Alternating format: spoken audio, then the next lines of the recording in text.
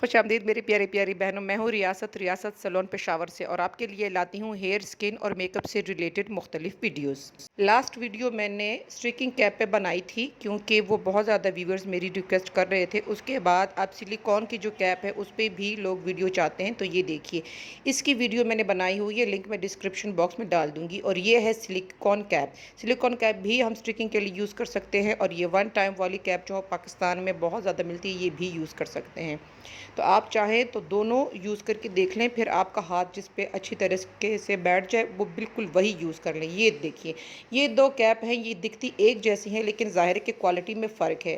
कैसे आप ज़रा देखें, अगर इसके नीचे मैं हाथ रखती हूँ तो ये इतना ज़्यादा ट्रांसपेरेंट नहीं होता और ये ट्रांसपेरेंट है। मतलब ये जो बहुत ज़्यादा ट्रांसपेरेंट है उसकी क्वालिटी उस दूसरे वाले से ज़ाहिर के थोड़ी सी कम है और उसकी कॉस्ट भी कम होगी। आप बेशक यही ले लें, काम आपका ये भी वही करेगा।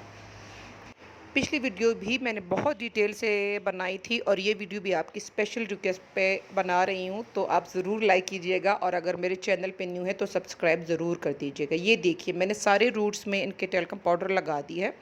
इससे क्या होगा कि आपके बाल बहुत आसानी से निकलेंगे, क्लाइंट को दर्द भी नहीं होगा और आपका टाइम भी ज़ाया नहीं होगा। इस कैप का सिर्फ़ और सिर्फ एक ड्रॉबैक है कि इसमें जो हमें मिलती है पाकिस्तान में ज़्यादातर जो अवेलेबल होती है उसमें कोई स्ट्रिप्स नहीं होती कि आप इसको नॉट लगा सके आगे से। जो दूसरी होती है, मेरी पिछली वीडियो देखिएगा, उसमें जब आगे से आप क्लाइंट के ग्रेहा बांध लेते हैं तो वो हेड पे बिल्कुल आपके एक जगह स्टक हो जाती है, लेकिन इसमें ये चीज़ नहीं है। और इसके लिए आपको अपनी क्लाइंट को कहना पड़ेगा, मॉडल को कहना पड़ेगा कि उसको अब जब कैप पहनाएं तो उसको दोनों साइड से कानों की जो जगह है वहाँ से पकड़ के रखें। जो भी चीज़ आप यूज़ करें, प्रोडक्ट यूज़ करें, हमेशा उसके एडवांटेजेस और डिसएडवांटेजेस होते हैं। मैं अपने व्यूवर्स के लिए बहुत ज़्यादा डिटेल में बहुत सिंसियरिटी से वीडियोस बनाती हूँ और मैं कोशिश करती हूँ कि जितना भी इल्म मैं उनको दे सकूँ मैं दूँ। और मैं इस बात पे खुश भी बहुत हूँ कि मेरे व्यूवर्स अप्रिशिएट भी बहुत करते हैं। ये देखिए हमने इनको कैप पहना दी। ज़्यादातर छोटे बालों के लिए ये कैप यूज़ हम करते हैं। और ये देखिए आप अपनी क्लाइंट से ऐसे कह सकती हैं कि आप इसको यूं पकड़ के रखें, जबकि इसमें जो अब्रॉड में मिलती हैं उसमें बाकायदा स्ट्रिप्स होती हैं और आप उनको आगे से ये जो हमारी आम स्ट्रिकिंग कैप होती है उस तरीके से ग्रेहा लगा सकते हैं।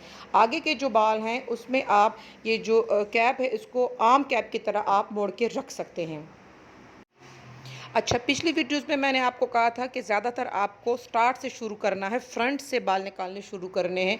इस कैप में आपको बिल्कुल बालों के बीच में से बाल निकालना अगर आप शुरू करते हैं तो ज़्यादा मुनासिब होगा और आप जो बाल लेंगे वो स्पाइरल की तरह लेंगे। यानी कि पहले आपने एक बीच में बिल्कुल बाल लिया, जैसे कि हम कहते हैं कि क्राउन से आपने बाल निकालने शुरू करें और स्पाइरल में आप जाएंगे, उसके इर्द गिर्द के बाल निकालना आप शुरू करेंगे।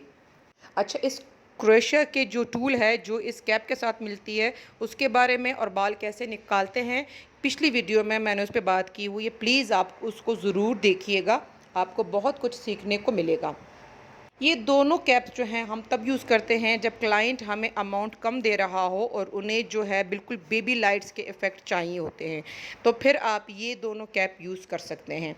और ये देखिए आप बिल्कुल थोड़े थोड़े बाल भी निकाल सकते हैं और ज़्यादा बाल भी इसमें आप निकाल सकते हैं। जैसे मैंने आपसे कहा कि ये हेयर ट्रांसफॉर्मेशन पे है कि आप कौन सा हेयर मेकओवर दे रही हैं और दूसरे क्लाइंट के पैसों पर भी ये डिपेंड करता है। तो अगर आप चाहें तो इसमें से ज़्यादा बाल निकाल लें, अगर आपने कम बाल निकाले तो फिर तो आपका मसला हल हो जाएगा क्योंकि आप ज़्यादा बाल निकाल सकती हैं। लेकिन अगर आप ज़्यादा बाल निकालेंगे वो फिर आपको बालों के बीच में से क्रोशिया की उल्टी साइड डाल के निकालना पड़ता है, जो कि आपके लिए थोड़ा सा मुश्किल हो जाएगा। तो ये देखिए कम बाल आपको निकालना मकसूद हो तो इस तरीके के आप बाल निकाल सकती हैं। लेकिन अगर आप चाहते हैं कि थोड़े से बाल उनके ज़्यादा हों और ज़्यादा हम बाल निकालें, उनका कट डाउन या जो भी आप कलर करें ज़्यादा करें, तो आप उसी होल में से ज़्यादा बाल निकाल सकती हैं। अब जैसे कि इस क्लिप में मैं आपको दिखा रही हूँ कि अगर आपने थोड़े से ज़्यादा बाल निकालने हैं तो वो भी आप सेम मेथड से निकाल सकती हैं, लेकिन ज़ाहिर है कि आपने बाल ज़्यादा निकालने हैं।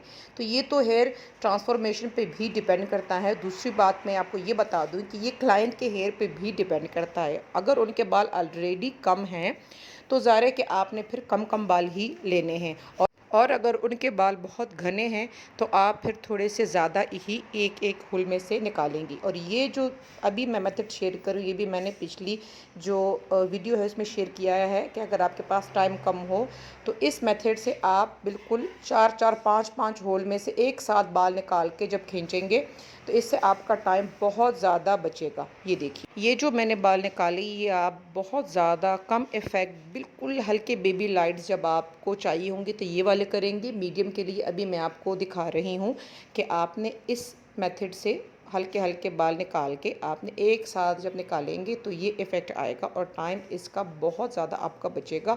और इसके बाद मैं आपको दिखाऊंगी जब आपने बहुत ज़्यादा घने बाल करने हो या कोई ऐसी ट्रांसफॉर्मेशन करनी हो तो वो फिर आप कैसे निकालेंगे। हयाताबाद की ब्रांच में मेरा काम माशाल्लाह से शुरू हो चुका है और स्टूडेंट्स जो मेरे पास आ रही हैं उनको मैं 1-on-1 की क्लासेस भी दे रही हूँ। अलग से जो अगर कोई मेकअप सीखना चाहता है, हेयर सीखना चाहता है या मुकम्मल ब्यूटिशियन की ट्रेनिंग करना चाहता है तो ज़रूर मुझसे रब्ता करें। और यहाँ पे अकोमोडेशन की, रिहाइश की फ़ैसिलिटी मेरे पास मौजूद है, तो ज़रूर मुझसे रब्ता कीजिएगा। और इंशाल्लाह दूसरी वीडियो तक मुझे दीजिएगा इजाज़त। अल्लाह हाफ़िज़।